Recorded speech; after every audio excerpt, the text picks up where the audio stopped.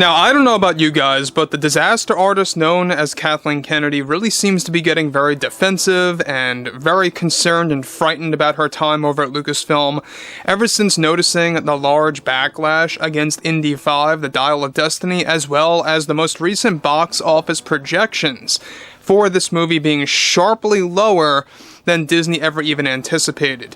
This is Mike Zero. Subscribe if you're new and like this video to see future Star Wars updates. I'm also on Twitter at Mike01. I thank you all so very much for the great and kind support, and let's get right into the situation. Now, we know that Kathleen Kennedy is and has been very busy promoting not just Indy 5, but also her Star Wars projects, one of which being worked on by Leslie Headland, The Acolyte, that is going through quite a bit of trouble behind closed doors as well. We'll be talking about that and updating you guys on all of that later on.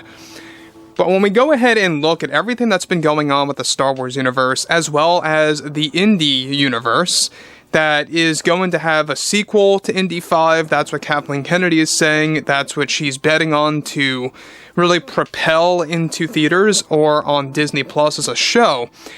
But what's interesting is that she recently made a full-fledged apology, if you really want to even call it that, for killing off Luke Skywalker in, of course, The Last Jedi. This comes shortly after Bob Iger, the Disney CEO, kind of made a comment about this, so I wouldn't really be too surprised if this is just a PR move to give herself a better image upon all of the Star Wars fans and the Indiana Jones fans. I just kind of find it quite odd that this is coming out just before the release of Indiana Jones 5. So let's get into this. Now, with Kathleen Kennedy recently promoting Indy 5 and her other Star Wars projects for Disney Plus, like Skeleton Crew and Acolyte, she eventually was questioned about her regrets with the sequel trilogy of the Star Wars franchise. Now, Kennedy went on to state the following to the fans. The one big regret that I think I am comfortable with owning right now is how perhaps it was way too early for us to do what we did with Luke Skywalker in the sequel trilogy. Looking back now, we could have had a bigger impact with those films had we kept him alive in the last film. This was George's original outlook on the Skywalkers for his sequel treatments, and for that I do apologize greatly if these turned away many of the fans. It was never done on purpose on our end to have Luke die in the middle film of the sequels. Rian felt he had a specific vision intact that he wanted to take advantage of, so I really am sorry if that upset so many dedicated fans. Now, I gotta really comment on this real quick, guys, before I get to the next thing that Kennedy states, is that she's literally using Rian Johnson as a scapegoat here, really kind of blaming him, where in reality, Kathleen Kennedy is the person who literally hired Rian Johnson, gave him a trilogy, and authorized the announcement of said trilogy a whole month and a half before The Last Jedi even hit theaters. And yes, that's a fact. You guys may recall back in November of 2017, Bob Iger was given the okay to announce this through one of his earnings calls, that Rian got a new trilogy ahead of The Last Jedi's release.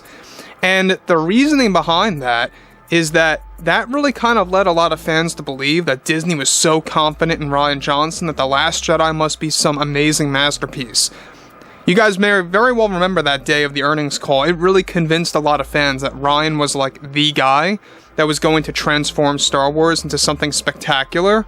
And I think that also led to further disappointment, is because so many fans were so heightened on a lot of excitement, and then going in, it was completely reversed.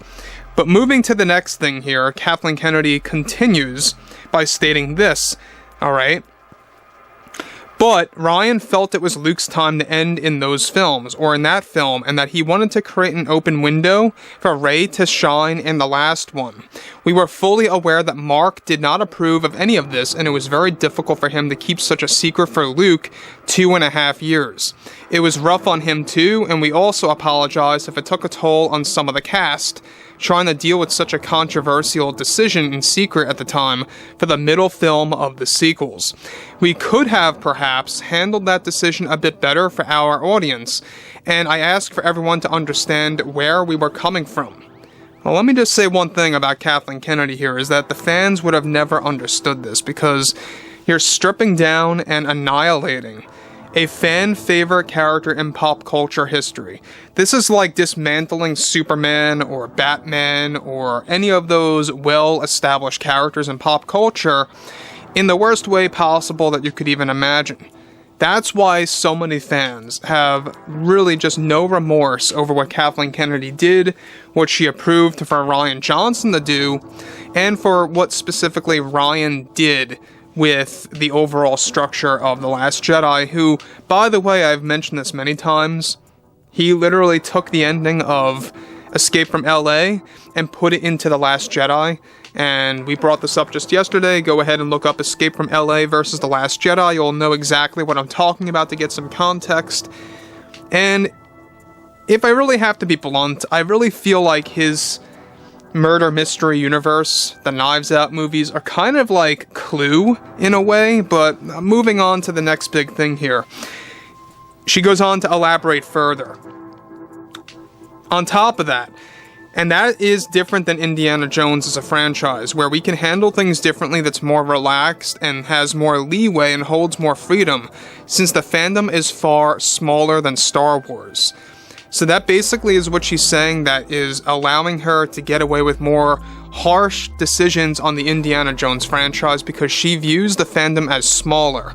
Far smaller, mind you. Now, I don't believe that Indiana Jones is that smaller than Star Wars. It may not be quite as wide as the fandom is for the franchise of Star Wars, but it's definitely a strong fandom that has a lot of followers, that has a lot of people that grew up with those films. It's definitely a generational piece where you have multiple generations that love these movies through and through, throughout, of course, multiple decades. So the only thing that really worries me overall is what is going to happen with this Indy 5 sequel, because I don't believe it's going to happen. If you guys ask me, I don't believe it's even going to enter into production. It is greenlit right now, it is in the talks, they are moving forward with it, but if Indy 5 is a true atrocity and an abysmal failure, box office wise and fan engagement wise, I don't see how they could really move ahead with the sequel. I mean, can you really see it happening? I highly doubt so. So here we are, it's literally inching toward the middle of June, which is where they should really boost up the marketing of Indy 5. And the reasoning behind why you're not seeing so many commercials and ads as much as you should, like Star Wars, is that they are trying to hold back on the money for use of marketing because this movie is just not going to make a lot of return. So anyways, on to the last piece here that really serves as a big conclusion to what Kathleen Kennedy is saying, is that she feels that it was all Rian Johnson's fault. She's using him as a scapegoat. She's saying that perhaps we could have handled it differently, and this is coming out, by the way, just after Bob Iger stated that he was sorry about the mishandling of Luke. I think they are getting very worried and very defensive now over the House of Mouse situation with all these franchises, all these movies and shows coming to a failure. So anyways, guys, drop a comment below, fill me in below what you all have to say about this, and if you guys did enjoy the content for today, make sure to drop a thumbs up on this video to support the channel, and I will catch you guys next time.